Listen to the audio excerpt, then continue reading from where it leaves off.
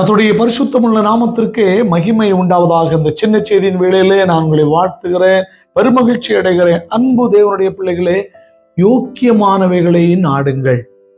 அப்போ நமக்கு ஒரு சந்தேகம் இருக்கலாம், என்ன பிரதர், நான் அப்ப அயோக்கியமானதையா செய்கிறேன், அப்படி ஒரு சந்தேகம் இருக்கலாம். ஆனால் வேத வசனம் என்ன சொல்லுகிறது?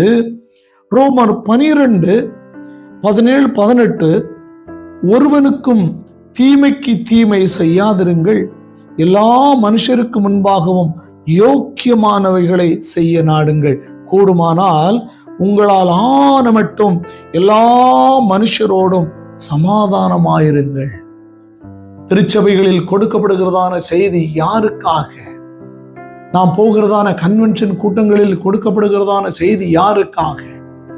அந்த செய்திகளை எல்லாம் கேட்டு நாம் நம்மை அர்ப்பணிப்போம் என்றால் நாம் யோக்கியமானவைகளை செய்யும் பிள்ளைகளாக மாறிவிடுவோம், சமாதானம் பண்ணும் பிள்ளைகளாக மாறிவிடுவோம். கூடுமானால் 18வது வசனம் என்ன சொல்லுகிறது? கூடுமானால், அன்பு தேவனுடைய பிள்ளைகளே, உங்களால் முடிந்தவரை கூடுமானால் எல்லா மனுஷரோடும் சமாதானம் பண்ண கற்றுக்கொள்ளும். மனிதனை வம்பிழுத்து அவனை டென்ஷன் படுத்துகிற பிள்ளைகளாக நாம் இருக்கக்கூடாது.